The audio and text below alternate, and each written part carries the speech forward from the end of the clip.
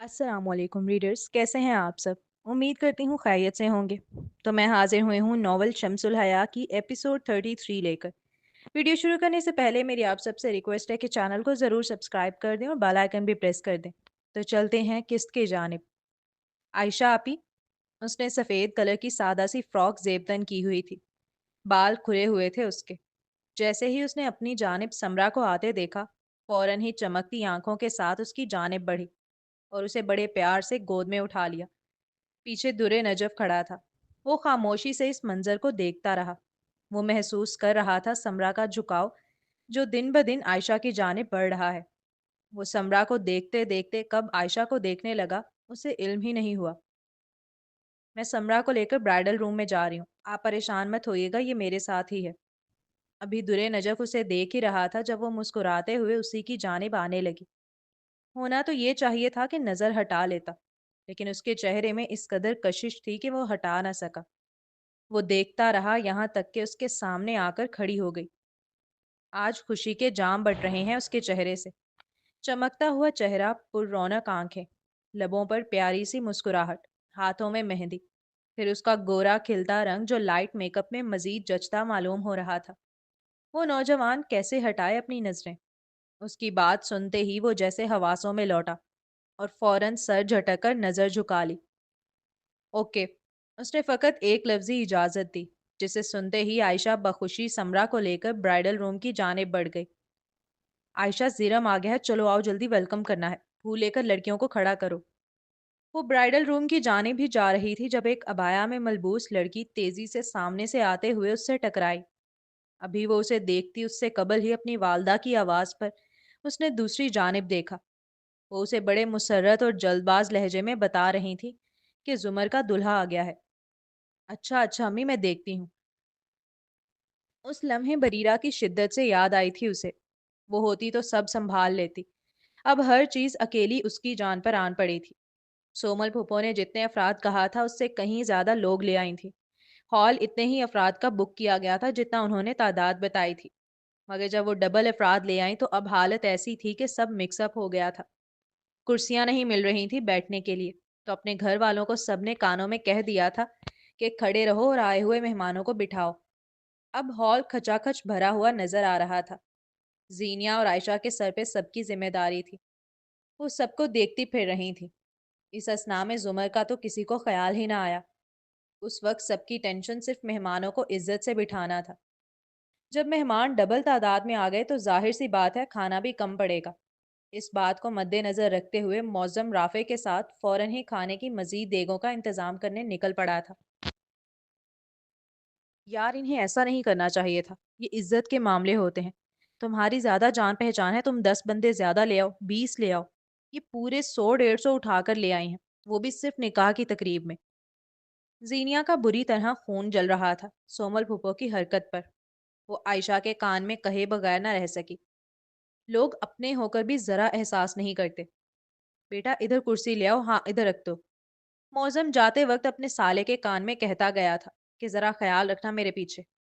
उसका साला दुरे नजफ का अच्छा दोस्त था, तो वो दोनों ही खड़े हो गए थे और सबके लिए कुर्सियां लगाते फिर रहे थे।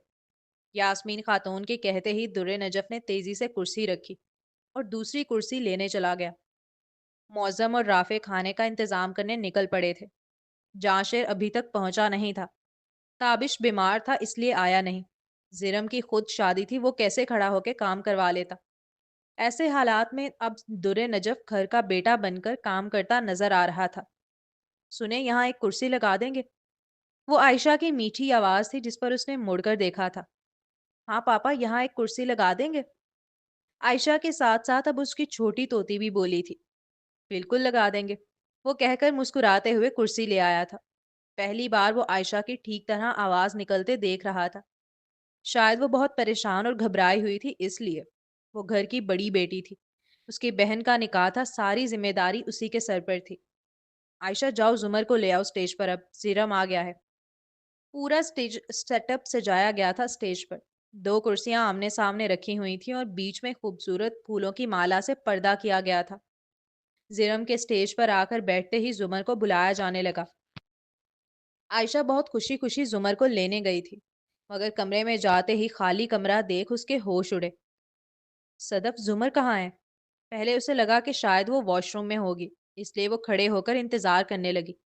لیکن واش روم سے زمر کی جگہ صدف کو نکلتا دیکھ وہ حواس باختہ ہوئی۔ آپی، وہ چلی گئی۔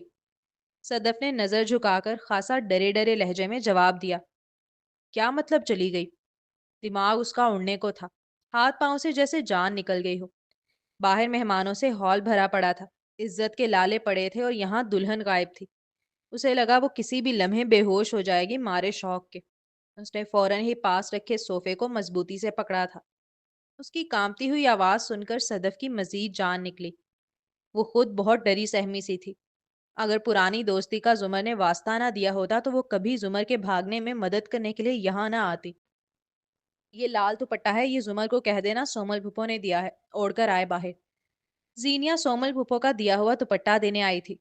وہ دروازے پر ہی کھڑے ہو کر دوپٹہ عائشہ کی جانب بڑھانے لگی۔ بجائے دوپٹہ لینے کے عائشہ اسے بت بن کر دیکھتی رہی۔ کچھ ہوا ہے کیا آپی؟ اس کے چہرے پر ہوائیاں اڑی ہوئی تھیں۔ زینیا کیسے محسوس نہ کرتی؟ زینیا نے فوراً فکر مندانہ لہجے میں استفسار کیا۔ اندر آؤ، بتاتی ہوں۔ اس نے ہاتھ پکڑ کر کھینچا اور اپنے ساتھ اندر لے گئی اور کمرے کا دروازہ اپنے پیچھے بند کر لیا۔ یہ جاننے کے بعد کہ زمر بھاگ گئی ہے، زینیا کا سر چکرا اٹھا تھا۔ اس نے فوراً ہی اپنے شوہر معظم کو کال ملائی۔ اب چلتے ہیں اگلے سین کی جانب۔ شادی ہال کی رنگین روشنیاں جیسے ایک دم پھیکی پڑ گئی تھیں۔ دلہن کے کمرے کا دروازہ کھلا تو اندر خالی کرسی اور بکھرا ہوا لال دوپٹہ سب کی آنکھوں کے سامنے گویا کسی طوفان کی خبر بن گیا۔ چند لمحوں کے لیے مکمل سناٹا چھا گیا۔ کہاں گئی؟ کسی نے دیکھا اسے؟ طیبہ بیگم کے لب کپ کپا رہے تھے۔ باپ کا چہرہ پسینے میں بھیگا ہوا تھا۔ آنکھوں میں بے یقینی، خوف اور شرمندگی سب گھل مل گئے تھے۔ سومل پھپھو وہ لال دوپٹہ سنبھالتی زمین پر بیٹھ گئیں۔ ماتھے پر ہاتھ مارتے ہوئے رندھی آواز میں بولی، یا اللہ، یہ ہم پر کیا قیامت ٹوٹی ہے؟ لوگ کیا کہیں گے اب؟ دادی کی سانسیں پھولنے لگی۔ رافع اور معظم جو دوڑے چلے آئے تھے واپس، وہ اب کار پارکنگ اور قریب کی جگہوں میں زمر کو ڈھونڈتے پھر رہے تھے پاگلوں کی طرح۔ ہماری عزت؟ زمر کے والد کے لبوں سے دھیمی مگر اب لرزتی ہوئی آواز نکلی۔ اب ہم لوگوں کے سامنے سر کیسے اٹھائیں گے؟ ہال کے شور میں وہ ایک لمحہ ایسا تھا جب سب گھر والوں کے دماغوں میں صرف ایک ہی سوال گونج رہا تھا، وہ چلی گئی مگر کیوں؟ ہیلو بریرہ، کیا زمر وہاں آئی ہے؟ بس اسی لمحے سے ڈرا کرتی تھی بریرہ۔ زمر کے زرم سے نکاح کی خبر اس نے سن رکھی تھی، لیکن ہمت نہ کر سکی آنے کی۔ وجہ یہی تھی کہ وہ پہلے سے علم رکھتی تھی کہ زمر تو مہروز کے نکاح میں ہے، وہ نکاح کرے گی ہی نہیں، اینڈ میں اس نکاح نے کینسل ہی ہونا ہے۔ مگر حیرت تو اسے یہ تھی کہ نکاح کا دن آن پہنچا اور ابھی تک اس کے کینسل ہونے کی خبر نہ آئی۔ اس نے اس دوران زمر سے بات کرنے کی کوشش بھی کی تھی، مگر زمر نے اس کی کال ریسیو ہی نہ کی، نہ اس کے کسی میسج کا جواب دیا۔ وہ نہیں دیکھنا چاہتی تھی اپنے گھر والوں کو ٹوٹتے بکھرتے اور شرمندگی سے لوگوں سے آنکھیں چراتے ہوئے، لیکن اندازہ تھا ہونا یہی ہے آخر میں اب۔ مہروز نے جس طرح زمر کی خاموشی سے منگنی ہونے دی، وہ اسی پل سے بریرہ کو ریڈ فلیگ معلوم ہو گیا تھا، اور اس بارے میں وہ زمر کو اکثر سمجھاتی بھی رہتی تھی، لیکن اس لڑکی نے کب سنا تھا؟ اس لیے آج جو کچھ ہو رہا تھا وہ اپنا آپ بویا ہوا تھا زمر کا۔ اس وقت وہ زمر کی کوئی مدد نہیں کر سکتی تھی سوائے اس کے کہ اس کے لیے دعا کرے کہ اس نے مزید کوئی غلط قدم نہ اٹھایا ہو اس نکاح کے بعد۔ نہیں، بریرہ نے صرف انکار کیا۔ اس نے مزید آگے سے کوئی سوال نہ کیا، جس پر رافع کا دماغ ٹھٹکا اور اس نے تیزی سے استفسار کیا، کیا تم کچھ جانتی ہو بریرہ جو ہم نہیں جانتے؟ وہ نکاح کر چکی ہے۔ بریرہ کا کیا یہ انکشاف رافع کے جیسے اوسان خطا کر گیا تھا۔ اس کے ہاتھ سے سیل کب گرا اسے نہیں خبر، وہ صرف بت بنے کھڑا رہ گیا تھا۔ پورا ہال مہمانوں سے بھرا تھا۔ اس نے ایک بار اس بھرے ہوئے ہال کی جانب دیکھا، وہاں کی چمکتی ہوئی لائٹس بھی جیسے اس کے دل کو تکلیف دے رہی ہوں اب۔ رافع، کچھ پتا چلا؟ بریرہ نے بتایا ہے بھائی، وہ تو نکاح کر چکی ہے کمینی، اس نے ہماری عزت کا جنازہ نکال دیا۔ معظم اس کے پاس آ کر ہڑبڑاہٹ میں پوچھ رہا تھا، جس پر رافع نے اپنے بڑے بھائی کی جانب دیکھا۔ اس کا پریشان چہرہ بھی رافع کی آنکھوں میں آنسو لے آیا تھا۔ کب سوچا تھا کہ ایک دن اپنی بہن کو یوں سڑکوں پر ڈھونڈیں گے، ایک ایک دکاندار سے اس کے بارے میں پوچھیں گے، पागलों की तरह इधर उधर भागेंगे, वो भी उसके ऐन निकाह के वक्त। ये कयामत से कम वक्त ना था उन दोनों भाइयों पर। निहायत टूटे हुए अंदाज में राफे ने मौजम पर वो इंकशाफ किया जो खुद उसकी जान पर भी भारी था। भाई संभालें खुद को, ये खबर थी या कोई एटम बम? मौजम को लगा उसके दिमाग के परखचे उड़ गए। उसे अपनी कमर टूटती महसूस हुई। वो लड़खड़ाया तो राफे ने फौरन संभाला। उसकी आंखों में आंसू थे। उसने अपनी छोटी बहन को हमेशा अपनी औलाद की तरह पाला था, प्यार मान और इज्जत से संभाला। कभी उस पर किसी चीज की पाबंदी नहीं लगाई, हमेशा भरोसे और एतमाद का रिश्ता रखा। उसे यकीन था कि वो अपनी बहनों के इतना करीब है कि वो दिल की हर बात बेझिझक उससे कह सकती हैं। मगर आज ये सब कुछ जानने के बाद उसके दिल में एक ही सवाल गूंज रहा था। आखिर कहाँ कमी रह गई थी उसके प्यार में, उसके भरोसे में, कि वो इतना गलत कदम उठा गई। जितना इज्जत मोहब्बत और भरोसे से उसने हमेशा जुमर को रखा, उसका ये सिला तो नहीं बनता था। आयशा मेरे जिरम की दुल्हन बनेगी। जुमर का एक गलत कदम दो खानदानों की इज्जत पर आ गया था। एक तरफ वो अपनी बेटी सोमल को रोता हुआ देख रही थी, तो दूसरी जानिब वो अपने बेटे को सर पकड़े अपनी इज्जत माशरे में खराब हो जाने के गम और सदमे से दो चार पा रही थी। ऐसे में उनकी नजर अपनी पोती आयशा पर गई और उनका दिल फटने को हुआ। जुमर के यूं भाग जाने के बाद जिसका सबसे बड़ा नुकसान हुआ था वो थी आयशा। पहले ही उसके रिश्ते में मुश्किलात थी, इस दिन के बाद से कौन आएगा उनके घर आयशा को ब्याहने? इस बेचारी ने पहले ही जिंदगी में कोई खुशी नहीं देखी थी, इस दिन के बाद से मजीद रुल कर रह जाएगी। जुमर भाग चुकी थी, इसलिए दादी को अब उसका ख्याल से कहीं ज्यादा आयशा का ख्याल था, जो पीछे बाकी बची थी, जिसकी जिंदगी को खराब होने से बचाया जा सकता था। उस वक्त सब जज्बाती हालत में थे। उन्हें यकीन था अगर इस वक्त वो आयशा और जिरम का रिश्ता उठाती हैं तो सोमल घर की बेटी होने के नाते और अपने भाई का गम समझते हुए उनके फैसले की इज्जत कर लेगी। माना वो अपनी पोती पर नवासे को कुर्बान कर रही थी, मगर वो मजबूर थी। जिंदगी भर के लिए आयशा को रुलने के लिए नहीं छोड़ सकती थी। सोमल का क्या था, रोना धोना करेगी और अपने मेहमानों को साथ लेकर चली जाएगी, मगर पीछे रह जाएगी वो कालक जो जुमर उनके मुंह पर मल कर गई है, और उनकी बेचारी पोती आयशा। कालक ने तो रहना ही था अब जिंदगी भर, मगर आयशा, उसे वो पार लगा सकती थी तो क्यों करना लगाती? घर की सबसे बड़ी मेंबर होने के नाते उन्होंने आयशा से बड़े प्यार से अपने नवासे की दुल्हन बनने के मुतालिक इस्तफसार किया। जिरम उनका नवासा था और आयशा उनकी पोती। उनका ये पूछना भी आयशा अच्छे से जानती थी, सिर्फ फॉर्मेलिटी के एतबार से था। वरना जिस तरह सबकी आंखों में उनका ये सवाल सुनते ही हैरत, फिर बेबसी और फिर इत्मीनानी जाहिर हुई, उससे आयशा ने अंदाजा लगा लिया कि उसे तो हाँ करनी ही है। जबकि उसने जिरम को कभी इस निगाह से नहीं देखा था। जिरम उसके लिए छोटे भाई जैसा था। वो कभी उससे शादी का तसव्वुर भी नहीं कर सकती थी। सोमल बेगम ने अपनी माँ के फैसले का रखते हुए वो लाल दुपट्टा आयशा के सर पर उड़ा दिया था। सोमल एक ज़हीन औरत थी, समझ गई थी कि उसकी माँ सिर्फ आयशा की जिंदगी खराब होने से बचा रही है। और सिर्फ वही क्यों, बाकी सब भी समझ चुके थे। लाल दुपट्टा ओढ़ते वक्त आयशा को लगा कि उससे बड़ी क़यामत अब नहीं आ सकती उसके सर पर, कि उसकी दूसरी शादी जिरम से होने जा रही है, जो उसे आप ही कहकर बुलाता है। जहाँ सबके दिलों पर एक क़यामत बरपा थी, वहीं एक दिल था जो मचल रहा था अपनी दुल्हन के इंतजार में। सफेद शेरवानी में वो बहुत खूबसूरत लग रहा था, बिल्कुल किसी यमन के शहजादे की मानद। उसका दिल बड़ा जोर जोर से धड़क रहा था। यकीन जो नहीं आ रहा था कि आज वो घड़ी आन पहुंची है जब जुमर उसके निकाह में आ जाएगी, उसकी दुल्हन बन जाएगी। वही जानता है कि कितनी शिद्दत से उसने इस लम्हे का इंतजार किया है। वो अभी अपनी खुशी में ही मसरूर था जब उसके कान के पास मुंह लाकर उसके वालिद ने जुमर के भाग जाने की इत्तला दी। उस पर जैसे कयामत टूट पड़ी हो। वो कभी अपने वालिद को देखता तो कभी सामने से आती दुल्हन को, जो लाल दुपट्टे में मलबूस उसकी माँ और नानी के दरमियान आ रही थी। अभी पहला धचका ही उसके दिल के लिए नाकाबिले बर्दाश्त था, जब उसके वालिद ने दूसरा बम उसके सर पर फोड़ा, ये बताकर कि उसका निकाह आयशा से होने जा रहा है। साथ ही मिन्नत की कि वो इस निकाह को कर ले, उसके मामू की कुछ इज्जत रह जाएगी। मौलवी साहब के कान में आहिस्तगी से सारा मामला बयान कर दिया गया था। बता दिया गया था कि अब उन्हें दुल्हन के नाम पर जुमर की जगह आयशा नाम लेना है। जनाब जिरम बिनते शौकत, आपका निकाह आयशा बिनते अरीब के साथ हक महर 14 लाख पर किया जा रहा है। क्या आपको ये निकाह इस हक महर के साथ कबूल है? आयशा के हाथ पांव लरज रहे थे। दिल इतनी जोर से धड़क रहा था कि लगा किसी भी लम्हे बाहर निकल आएगा। अपनी किस्मत का लिखा समझते हुए उसने अपनी जानिब से जिरम को शौहर के तौर पर कबूल कर लिया था।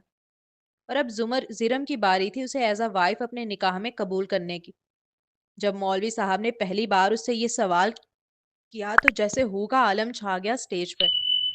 सबकी निगाहें उस लड़के पर टिकी थीं अब। बस जिरम की एक हाँ और सब कुछ बदल जाने वाला था उनके दरमियान। जिरम के हाथ पांव लड़का होने के बावजूद अब लरज रहे थे। उसने मौलवी साहब के पूछते ही आंखें मूंद ली। आंखों के सामने जुमर का मुस्कुराता हुआ चेहरा लहरा गया। उस लम्हे गमो गुस्सा इतनी शिद्दत पर था कि उसे अपने आप से भी नफरत हो रही थी कि उसने एक ऐसी लड़की को चाहा जो उसका मजाक बनाकर सबके सामने उसे जलील करके चली गई। उसे मजबूरी के ऐसे दोराहे पर छोड़ गई जहां वो चाह के भी कदम आगे नहीं बढ़ा पा रहा था। आपको कबूल है? जिरम की खामोशी चहमगोइयों को मजीद हवा दे रही थी। आयशा का दिल डोलने लगा था। लगा अब जान निकली कि तब निकली। वो हाँ बोले तो भी मर जाएगी, वो ना बोले तो भी जलीलो रुस्वा होके रह जाएगी।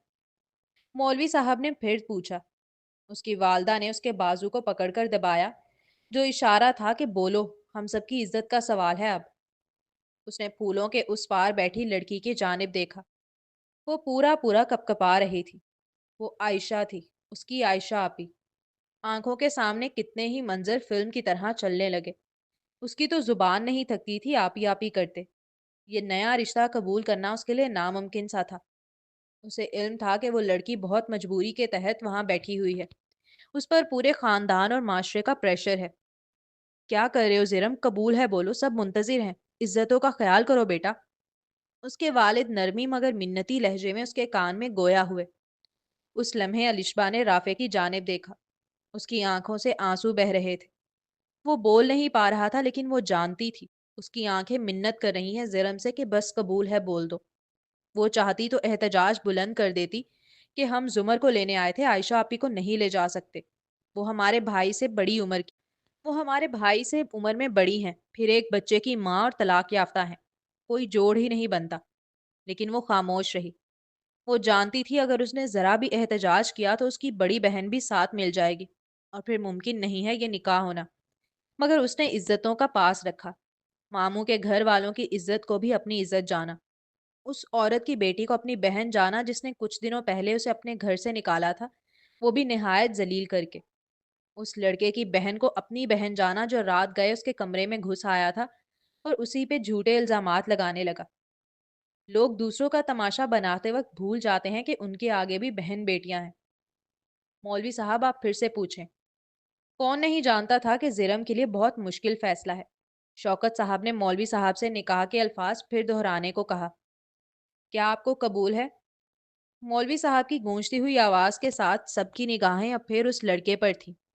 एक लम्हे को वो खामोश बैठा रहा, जैसे कुछ सोच रहा हो। फिर उसके लब हिले। नहीं। एक लफ्ज, मगर ऐसा कि पूरा हॉल जैसे साकित हो गया। हवा में जैसे कोई भारी खामोशी फैल गई। मैं ये नहीं कर सकता। मैं आयशा आपी से निकाह नहीं कर सकता, सॉरी। उसकी बात खत्म होते ही हॉल में दबी दबी सरगोशियां उठने लगी। कोई यकीन नहीं कर पा रहा था कि उसने ऐसा कहा। मौलवी साहब ने परेशान निगाहों से बुजुर्गों की तरफ देखा, जबकि आयशा के पास बैठी खवातीन के चेहरों का रंग उड़ चुका था। और आयशा, वो साकित बैठी थी। पलकें झुकी थी मगर आंखों से बहते आंसू साफ नजर आ रहे थे। उसने कानों में पड़े अल्फाज को जैसे बार बार दोहराने की कोशिश की। मैं नहीं कर सकता। उसके अंदर कुछ टूट सा गया था। उसके हाथ कांप रहे थे और लबों पर कोई लफ्ज नहीं था। चेहरे पर वही खामोशी जिसमें सदमा, बेबसी और शर्मिंदगी सब घुल चुके थे। हॉल में मौजूद खवातीन एक दूसरे के कानों में कुछ कह रही थी, मगर आयशा की समाज जैसे बंद हो चुकी थी। उसे बस इतना याद था कि आज फिर से वो तमाशा बन गई है। सबके सामने उसे फिर जलीलो रुस्वा होना पड़ा है। आप मेरे पापा से निकाह करोगी? मेरे पापा पूछ रहे हैं। अभी वो रो रही थी जब एक नन्ही सी परी उसके सामने आकर बड़े प्यार से पूछने लगी। और उस बच्ची का किया सवाल सबको हक्का बक्का कर गया था। सब जानते थे वो किसकी बेटी है। इसलिए सबने ही हैरत और बेयकीनी के आलम में सामने की जानिब देखा, जहां दुरे नजफ भागता हुआ आ रहा था स्टेज की जानिब। और जब सबकी निगाहें अपनी जानिब देखी तो यकदम ठहर गया। चंद मिनट्स पहले का मंजर अब उसकी आंखों के आगे घूम रहा था। पापा, आयशा आपी कहाँ चली गई अचानक?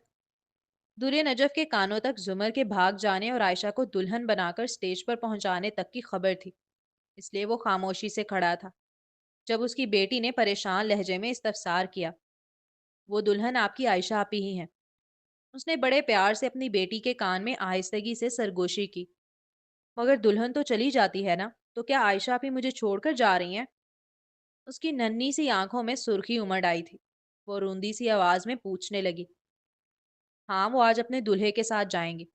निहायत लापरवाही से जवाब दिया था उसने। क्या पापा मैं गंदा बच्चा हूँ? सब मुझे छोड़कर क्यों जाते हैं? पहले फौजिया आनी छोड़कर गई, फिर मामा, और अब आयशा आप ही जा रही हैं। जब उस नन्ही सी बच्ची ने आंखों में आंसू भरकर रोते हुए ये सवाल किया, तो दुरे नजफ के दिल को जैसे किसी ने मुट्ठी में भेंच लिया हो। उसकी बेटी को माँ ने नहीं पाला था शुरू से, फौजिया ने पाला था जो उसकी बेबी सीटर थी। वो अपनी सगी माँ से इतना अटैच कभी हुई ही नहीं जितना फौजिया से थी, कि उसके छोड़ जाने पर वो काफी डिस्टर्ब हो गई थी, जैसे एक बच्चा अपनी माँ के छोड़ के जाने पर होता है। आप गंदी बच्ची नहीं हो, बस कुछ चीजें ऐसे ही लिखी गई हैं। अपनी बेटी की नन्ही आंखों से झलक आने वाले मोती वो आहिस्तगी से अपनी उंगली के पोरों से साफ करते हुए बेबसी से कहने लगा। आप आयशा आपी से शादी कर लो ना, फिर हम आयशा आपी को अपने साथ ले जाएंगे। वो नन्ही सी परी अपनी मासूमियत में जो बोल रही थी, उसे सुनते ही दुरे नजफ मुस्कुरा दिया। आपने मामा को भी छोड़ दिया, अब आयशा आपी को भी छोड़ रहे हो। आप किसी काम के नहीं हो पापा। अच्छा खासा रोते हुए वो नन्ही परी अचानक ही गुस्सा होने लगी, और अपना सारा नजला उसने दुरे नजफ पर उतारा, जिस पर वो बेचारा बेबसी से उसे तकने लगा। मैंने तुम्हारी मामा को नहीं छोड़ा समरा, वो खुद ही मुझसे तलाक मांग रही थी, उसने थके हुए लहजे में कहा। फिर लम्हा भर को रुक कर जैसे सफाई देने लगा। और आज भी मैं तुम्हारी आयशा आपी को नहीं छोड़ा। वो खुद किसी और से शादी कर रही हैं। चाहो तो जाकर पूछ लो उनसे। अगर वो कहे कि मेरे साथ निकाह करना चाहती हैं तो मैं कर लूंगा। ये जुमले कहते हुए उसके चेहरे पर कोई तासुर ना था, जैसे सब कुछ मामूली हो।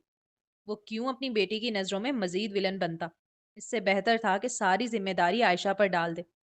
उसने बेनियाजी से समरा को अपनी गोद से उतारा और सोफे के किनारे बिठा दिया। बेटी के सामने ऐसा जाहिर किया जैसे निकाह कोई संगीन फैसला नहीं, बस एक मामूली सा काम हो। तो ठीक है, फिर मैं आयशा आपी से पूछ कर आती हूँ। वो छोटी सी परी ये कहती हुई खुद ही सोफे से फिसल कर उतरी और तेजी से स्टेज की जानिब बढ़ी। उसने भी जाने दिया, लापरवाही से ये सोचकर कि वहां ऑलरेडी निकाह चल रहा है। जब तक वो अपने नन्हे कदमों से वहां तक पहुंचेगी, निकाह मुनक्किद हो चुका होगा। मगर उसे कब खबर थी कि जिरम निकाह से इनकार कर देगा। जैसे ही उसने ये देखा कि जिरम ने निकाह से इनकार किया है और लोगों में चहमगोइयां फैल गई हैं, वैसे ही वो फौरन उठकर भागता हुआ अपनी बेटी को लेने आने लगा। मगर उससे कबल वो स्टेज तक पहुंचता, सम्राट सबके सामने अपने पापा का प्रपोजल आयशा के लिए रख चुकी थी। हाल, एक बेटी भाग गई, दूसरी बेटी स्टेज पर बैठी रह गई, और लड़का निकाह से इनकार करके उठ गया। इससे ज्यादा किसी बाप के लिए रुसवाई क्या होगी? ऐसी सूरत हाल में जब सामने से दुरे नजफ ने रिश्ता भेजा अपनी बेटी के हाथों, तो सबकी निगाहों में वो एक रहमत के फरिश्ते की मानद बन गया, जिसे सभी बड़ी मुश्कूर निगाहों से देखने लगे। तैयबा बेगम तो फौरन स्टेज से उतरकर आई और उसका हाथ थाम लिया। पहले बरीरा का छुपकर निकाह करना, फिर जुमर का ऐन निकाह के वक्त भाग जाना, यकीनन आयशा के रिश्तों में कीड़े डाल देगा। ऐसे में दुरे नजफ का रिश्ता किसे बुरा लग सकता था? जीनिया ने मौजम को बता दिया था कि उसकी तलाक हो चुकी है, इसलिए मौजम भी खुद से आगे बढ़ा और उसे स्टेज तक ले आया। जीनिया बड़ी मोहब्बत से आकर उसका शुक्रिया अदा करने लगी। राफे ने भी फौरन आगे बढ़कर उसके लिए जगह बनाई ताकि वो आराम से आकर बैठ सके। कुछ ही मिनटों में उसके गिर्द लोगों का हजूम लग गया था। वो बेचारा कभी अवाम के हजूम को देखता तो कभी घर वालों की मशकूर निगाहों को देखता। उसे समझ नहीं आ रहा था वो क्या करे। यहाँ तक कि उसे आयशा के रूबरू बिठा दिया गया। जब उसे आयशा के सामने बिठाया गया और उसने सामने फूलों के उस पार उस लाल दुपट्टे में झुकी नजरों वाली लड़की को देखा, जिसकी आंखों से आंसू बह रहे थे, बस वो लम्हा वो नौजवान ठहर गया। वो उसे देखता रहा, देखता रहा, देखता रहा, यहाँ तक कि उसने खुद को कहते सुना, कबूल है, मुझे कबूल है। क्या हॉल में कुर्सियां लगाते वक्त वो दोनों जानते थे कि चंद घंटे बाद उन्हीं कुर्सियों के बीच, उन्हीं रोशनियों के बीच उन्हीं के निकाह का ऐलान होने वाला है। क्या उन्हें खबर थी कि तकदीर ने बरसों पहले ही उनके नाम एक दूसरे के साथ जोड़ रखे हैं और आज वो तहरीर हकीकत बनने जा रही है। अब अगला सीन। उसकी फ्लाइट काफी लेट हो गई थी। घर आने के बाद उसे तकरीब के लिए तैयार भी होना था, मगर प्यास इतनी लगी थी कि खुद को रोक ना सका और तेजी से किचन की जानिब बढ़ा। अभी वो फ्रिज से पानी निकाल कर पी ही रहा था जब उसे छन छन की आवाज महसूस हुई। उसने चौंक कर तेजी से पलट कर पीछे की जानिब देखा, मगर वहां कोई ना था। उस आवाज को अपना वहम गुमान कर उसने आराम से पानी पिया और फिर किचन से निकलने लगा। जैसे ही किचन से निकला उसे महसूस हुआ जैसे कोई सीढ़ियां चढ़ के ऊपर गया हो। वो छन छन की आवाज उसे फिर सुनाई दी थी। इस बार वो थोड़ा अलर्ट हो गया था। घर में उसके अलावा कोई मौजूद नहीं था। ऐसे में उस छन छन की आवाज का आना किसी दूसरी मखलूक के घर में होने की दलील लगा उसे। पहले तो इश्तियाक पैदा हुआ कि देखे, फिर सोचा जाने दे। अभी निकाह की तकरीब में जाना जरूरी है, पहले ही बहुत लेट हो चुका है। यही सोचकर उसने उस पायल की छन छन को मुकम्मल नजरअंदाज कर अपने कमरे की जानिब रुख किया और फुर्ती से तैयार होने लगा। जैसे ही तैयार होकर बाहर निकला वो पायल की छन छन करती आवाज छत पर जाती महसूस हुई। बड़ा इश्तियाक पैदा हुआ देखने का, आखिर ये दूसरी मखलूकात, ये चुड़ैलें दिखती कैसे हैं। और बस यही सोचकर वो छत की जानिब चल पड़ा। सॉरी, आई एम सॉरी अम्मी, अब्बू, मौजम भाई, राफे, दादो, मैंने आप सबका भरोसा तोड़ दिया। या अल्लाह मुझे माफ कर देना। मैंने कोई गुनाह नहीं किया, कोई हराम काम नहीं किया। मैंने तो निकाह किया था, मैंने एक मुकद्दस रिश्ता बनाया था। तू देखता है ना मालिक, लोगों ने मुझे मेरे हलाल और जायज किए हुए अमल की भी सजा दे दी। मेरे माँ बाप जो शर्मिंदगी आज फेस करेंगे, उसके बाद मैं किस मुंह से उनके सामने जाऊंगी? क्या कहूंगी उनसे? क्यों भागी मैं? क्या बताऊंगी कि मैंने छुपकर निकाह किया था, ये सोचकर कि वो शहजादा अपनी पढ़ाई मुकम्मल करते ही मेरे घर आ जाएगा मुझे सिंड्रेला की तरह लेने। मगर मैं नहीं जानती थी असल जिंदगी में कोई सिंड्रेला होती ही नहीं, कोई राजकुमार नहीं आता। सिर्फ हैवान आते हैं नोच खाने के लिए। ऐसे हैवान जो निकाह जैसे मुकद्दस रिश्ते को भी अपनी हवस पूरी करने के लिए इस्तेमाल करते हैं, जिन्होंने निकाह जैसे मुकद्दस रिश्ते को भी खेल बना के रख दिया है। गलती उनकी नहीं है, गलती हमारी है, हमारी फैंटेसी की। पता नहीं हमें क्यों ऐसा लगता है कि हमारी जिंदगी के हर मसले का हल शादी है, एक खूबसूरत से अमीर लड़के से शादी। पता नहीं हम ये क्यों भूल जाते हैं कि जैसे हम अपनी फैंटेसी में एक राजकुमार लिए बैठे हैं, वैसे ही वो भी अपनी फैंटेसी में कोई राजकुमारी लिए बैठा है। और हम जैसी मिडिल क्लास घरों की लड़कियां उनकी राजकुमारियां नहीं होती। हम सिर्फ उनकी राजकुमारियों के इंतजार में किया जाने वाला टाइम पास होती हैं। जुमर छत पर जाकर दीवार के ऊपर चढ़कर खड़ी हो गई थी, 3 मंजिला बुलंदी पर, जहां जरा सा झुकने से नीचे की जमीन साफ दिखाई देती थी। हवा तेज थी, बालों को बखेरती और चेहरे को चीरती हुई गुजर रही थी। सर्दी की सनसनाहट ने जिस्म को जकड़ लिया हो जैसे, मगर दिल में खौफ का शायबा तक न था। वो वाकई अब थक चुकी थी, जीना नहीं चाहती थी। आंखों के सामने माँ बाप भाई बहन भाई के चेहरे घूम गए। वो प्यार, वो फख्र जो उसने खुद अपने हाथों रोन दिया था। दिल में शर्मिंदगी की एक ऐसी लहर उठी कि सांस लेना दुश्वार हो गया। वो सबसे माफी मांग रही थी। उसकी आंखों से मुसलसल आंसू बह रहे थे। उसने अपनी दोनों बाहें फैला दी जैसे मौत को दावत दी हो कि आओ मुझे गले लगा लो। तुम और कितनी देर में विंग्स निकाल कर उड़ोगी? असल में मेरे पास टाइम नहीं है, मुझे निकाह के लिए निकलना है। सूरज सो जरा जल्दी करो ना।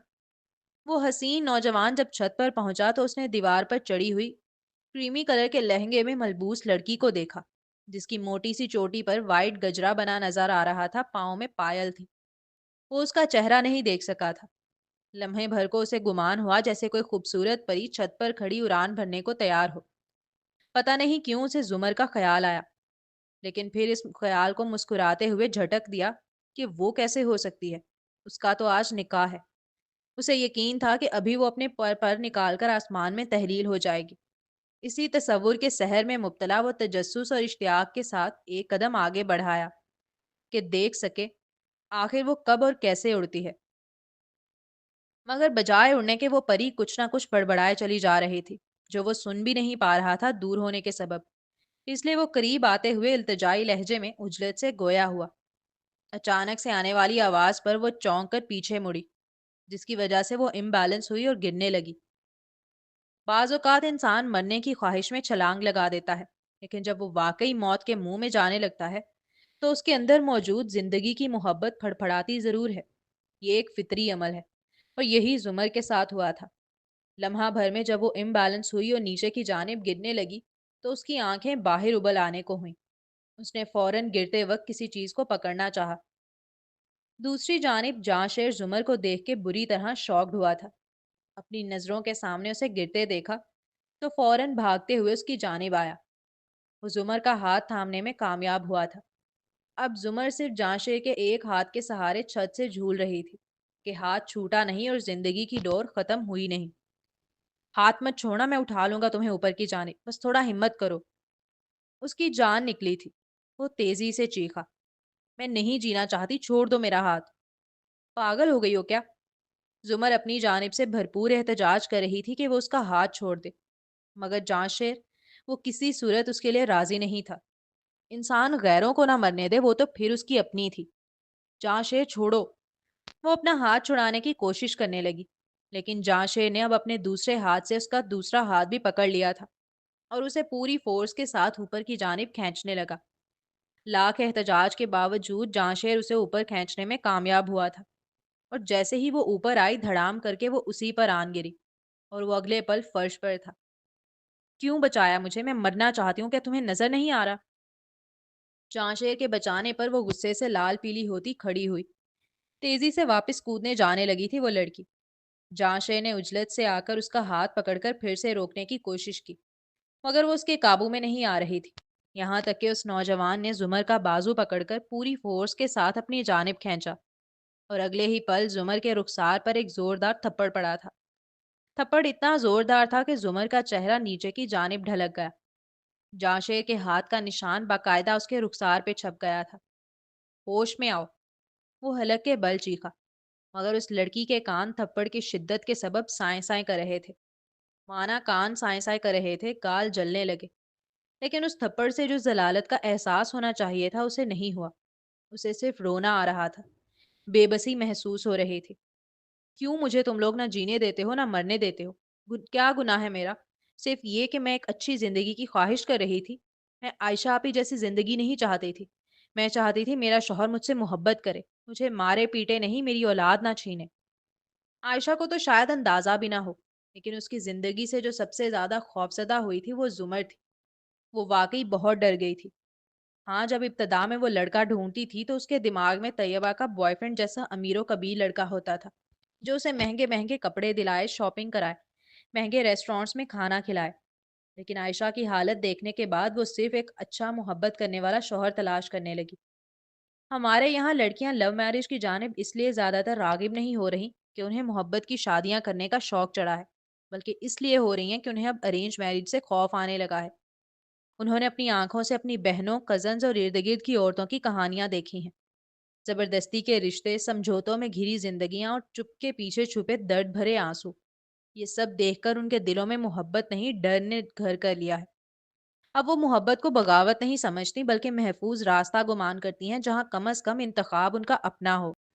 وہ جیسے جیسے بول رہی تھی ویسے ویسے بکھرتی چلی جا رہی تھی، نیچے کی جانب ڈھلتی چلی جا رہی تھی۔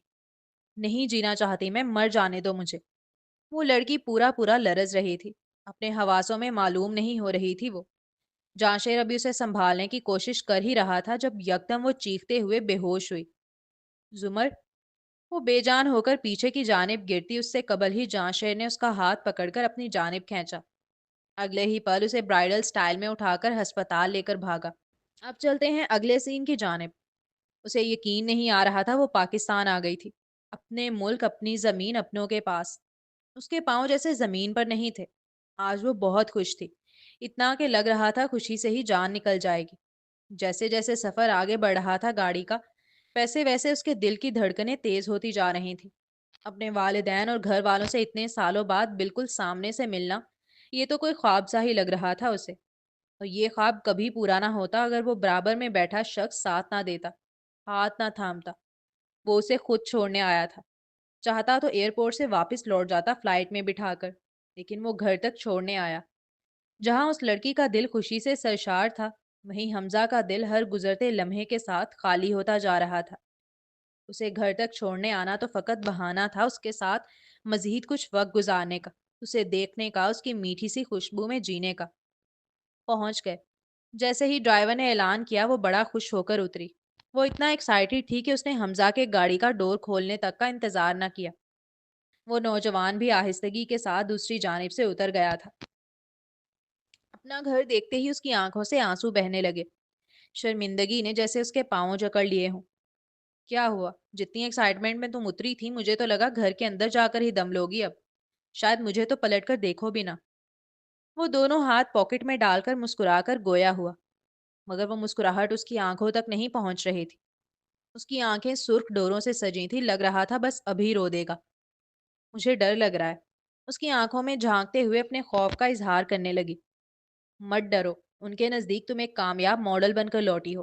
انہیں کچھ نہیں پتا اور تمہیں بتانے کی ضرورت بھی نہیں ہے. وہ نرمی سے سمجھانے لگا. تم چلو نا میرے ساتھ. اس نوجوان کے ہمت دینے پر اس نے 2 قدم آگے بڑھائے. مگر جب محسوس ہوا کہ حمزہ پیچھے نہیں آ رہا تو فوراً پلٹ کر دیکھا اور منتی لہجے میں بولی, نہیں اب مجھے واپس جانا چاہیے. ایک گہرا سانس لینے کے بعد وہ آہستگی سے گویا ہوا. اس کی آنکھوں میں نمی چمک رہی تھی مگر لبوں پر مسکان تھی. وہ یہ کہتے ہوئے ہی پیچھے کی جانب قدم لے رہا تھا کہ اب مجھے واپس جانا چاہیے. جیسے جیسے وہ قدم پیچھے لیتا جا رہا تھا ویسے ویسے طیبہ اسے خود سے دور جاتا محسوس کرنے لگی. پتا نہیں کیا تھا اس لمحے میں جو دل چاہا شدت سے روئے, زور سے چیخے یا بھاگ کر اسے سینے سے لگا لے. خود سے دور جاتا وہ بالکل بھی اچھا نہیں لگ رہا تھا. مگر کوئی حق بھی تو نہیں تھا نا جو تھام لے. ڈارک براؤن آنکھیں اب سنہری آنکھوں کو الوداع کہہ رہی تھیں. اس لڑکی نے طلاق نہیں مانگی, نہ حمزہ نے طلاق دی. طلاق کا کوئی ذکر ہی نہ ہوا. طیبہ, وہ ابھی حمزہ کو دیکھ ہی رہی تھی جب پیچھے سے آواز آئی. وہ خوشی سے کھنکتی ہوئی آواز اس کی والدہ کی تھی, جسے سننے کے بعد اس نے فوراً پلٹ کر دیکھا. اپنی والدہ کو دیکھنے کے بعد ایک پل بھی پھر اسے رہا نہ گیا. تیزی سے بھاگتی ہوئی ان کے سینے سے لگ کر رونے لگی. حمزہ نے گاڑی میں بیٹھتے وقت اس کے نازک اور حسین سراپے کو آنکھوں میں بھرا اور پھر ڈرائیور کو چلنے کا حکم دے دیا. اب چلتے ہیں اگلے سین کی جانب. وہ کمرے میں داخل ہوا تو اپنی قیامت خاص کو روتا ہوا پایا. ایک وقت اسے موت سے خوف نہیں آتا تھا, لیکن اپنی بیوی کی آنکھوں میں آنے والے آنسوؤں سے آتا تھا. کیا ہوا, رو کیوں رہی ہو؟ وہ فکر مند لہجے میں کہتا ہوا فوراً ہی اس کے قریب آ کر بیٹھا تھا, جس پر بریرہ مزید برداشت نہ کر سکی اور اس کے سینے سے سر لگا کر روتے ہوئے بتانے لگی کہ زمر بھاگ گئی ہے. اس کے پاس رافع کا فون آیا تھا. ٹینشن نہ لو, وہ جانشیر کے ساتھ ہسپتال میں ہے اس وقت. تابش کو کبھی پتا نہ چلتا اگر اس کے والد ابھی کچھ دیر پہلے ہاسپٹل سے نہ لوٹے ہوتے. انہوں نے ہی اسے آ کر اطلاع دی تھی کہ ابھی کچھ دیر پہلے وہ زمر اور جانشیر کو ہسپتال میں دیکھ کر آ رہے ہیں. یہ سننے کے بعد کہ زمر جانشیر کے ساتھ ہے, بریرہ کے دل سے منو بوجھ اتر گیا تھا. وہ خود کو کافی ہلکا محسوس کر رہی تھی. رو رو کر کیسے آنکھیں سجالی ہیں تم نے, ترس کھاؤ مجھ بیمار پر. اس نے بڑی محبت سے کہتے ہوئے ایک ایک کر کے اس کی دونوں آنکھوں کو چوما تھا. تم میری آنکھوں کی ٹھنڈک ہو بریرہ, پلیز تم مت رویا کرو. ہاتھوں کے پیالے میں اس کا چہرہ قید کر وہ محبت سے لبریز لہجے میں کہہ رہا تھا. پھر اس کی پیشانی کو چومتا اسے سینے سے لگا گیا. اسے ٹینشن صرف زمر کی تو نہ تھی. زمر ٹھیک ہے اللہ کا شکر, لیکن اس کی فیملی کا کیا؟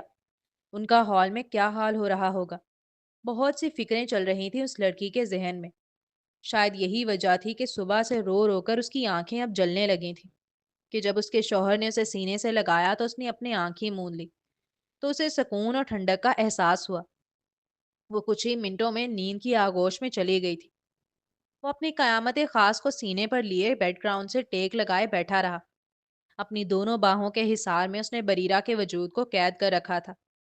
اچانک اس کی آئینے کے عکس پر نگاہ پڑی, جہاں اس نے اپنی باہوں میں دنیا کی سب سے خوبصورت لڑکی کو پایا, جو اسے بہت پیاری تھی. وہ مسکرا دیا. لبوں سے بے دھڑک نکلا, یا اللہ تیرا شکر. وہ اسے سینے سے لگائے آہستہ آہستہ نیچے کی جانب ڈھلتا رہا, یہاں تک کہ اس کی کمر بیڈ کے گدے سے لگ گئی. وہ آرام سے اب اپنی بیوی کو باہوں میں لیے سو رہا تھا. مجھے سورہ رحمان کی تلاوت سنا دو, میرا بہت دل چاہ رہا ہے سننے کا. فجر کی نماز پڑھنے کے بعد وہ اکثر یہ فرمائش کرتا تھا اس سے. آج بھی کی. بریرہ اسے اپنی خوش آواز میں جائے نماز پر بیٹھ کر سورہ رحمان سنانے لگی. وہ بہت کمزوری محسوس کر رہا تھا. زیادہ دیر بیٹھ نہیں پایا, اس لیے اس کی گود میں سر رکھ دیا. وہ موبائل میں دیکھ کر پڑھ رہی تھی تو پڑھتی رہی. اور آہستہ آہستہ دوسرے ہاتھ سے اس کے بالوں میں ہاتھ بھی پھیرتی رہی۔ وہ نہایت سکون محسوس کرتے ہوئے آنکھیں مون چکا تھا۔ وہ اسے سورہ رحمان کی تلاوت سناتی رہی، یہاں تک کہ مکمل کرنے کے بعد اس نے خود پر اور تابش پر دم کیا تھا سورہ رحمان کا۔ آج شاید وہ سو گیا تھا۔ اس نے آنکھ کھول کر اس کا ہاتھ نہیں چوما جیسے وہ چومتا تھا، نہ اٹھ کے اس کی پیشانی چومی۔ تابش، میری جان اٹھو، بیڈ پر چل کر سوتے ہیں۔ تابش، اس نے آہستگی سے تھپکتے ہوئے اٹھایا، مگر وہ نہیں اٹھ رہا تھا۔ تابش، تابش، اس نے اب تیزی سے اس کا ہاتھ پکڑا لیکن اس کے ہاتھ بالکل بے جان سے تھے۔ امی پاپا دیکھیں نا، تابش آنکھ نہیں کھول رہا۔ اس کی آواز کانپ رہی تھی۔ ڈر کے مارے اس نے آہستگی سے تابش کی ناک کے پاس انگلی رکھی۔ سانس نہیں آ رہی تھی۔ ایک لمحے کو جیسے اس کے جسم سے جان نکل گئی۔ تابش اٹھو نا، پلیز اٹھو۔ وہ اسے ہلانے لگی، تھپ تھپانے لگی، مگر وہ بے حس و حرکت پڑا رہا۔ اب خوف چیخ میں بدل گیا۔ امی پاپا جلدی آئیں، تابش نہیں جاگ رہا۔ وہ روتے ہوئے ہچکیوں کے درمیان چیخ چیخ کر سب کو بلانے لگی۔ اس کے چھوٹے سے دل میں جیسے قیامت ٹوٹ پڑی تھی۔ اوکے، تو جی جناب، یہ تھی آج کے ایپیسوڈ۔ میں نے سوچا نہیں تھا پڑھتے ہوئے کہ اینڈ اس کا ایسا ہوگا۔ لائک میرے پاس کوئی الفاظ نہیں ہے، میں کس طرح سے بیان کروں، مجھے نہیں پتا میں نے کتنی مشکل سے آپ لوگوں کو پڑھ کے سنایا ہے۔ او گاڈ، ایک کریکٹر چلا گیا یار۔ مطلب شروع سے ہم تابش کو ایز اے ہیرو دیکھ رہے تھے، اتنا اچھا تھا وہ، لائک بیچ میں پھر تھوڑا وہ ہوا بھی، لیکن ڈیپ ان سائڈ ہم جانتے تھے کہ کوئی نہ کوئی ریزن تھی، اور جب تو ریزن پتہ چلی تو اس ٹائم تو پھر ہمارے ہوش ہی اڑ گئے تھے۔ اینڈ میں نہیں چاہتی تھی کہ اس کی ڈیتھ ہو، اینڈ آئی نو کہ آپ میں سے بہت سے لوگ نہیں چاہتے ہوں گے، لیکن کیا کر سکتے ہیں، اسٹوری کا پلاٹ اسی طرح کا ہے۔ تو خیر، سب کچھ بھول گیا مجھے، تو جو بھی میں نے اوپر پڑھا تھا، اس لاسٹ سین نے نا مجھے اتنا سیڈ کر دیا ہے، آئی ایم سو سوری، میں بتا نہیں سکتی۔ اوپر سے میری اتنی طبیعت خراب، اتنا گلے میں میری اتنی خارش ہو رہی تھی کہ میں اتنی مشکل سے پڑھ رہی تھی۔ اینڈ بھی جو سین ہوا ہے نا، چلے آپ لوگ اگر کامنٹس کر سکتے ہیں زیادہ سے زیادہ تو کر دیجیے گا، آج تو بندہ بھی ہے بھائی۔ تو خیر، I am so sorry guys, next میں ملتے ہیں۔ ابھی تک کے لیے اللہ حافظ۔ چینل کو ضرور سبسکرائب کر دیں اور بیل آئیکن بھی پریس کر دیں۔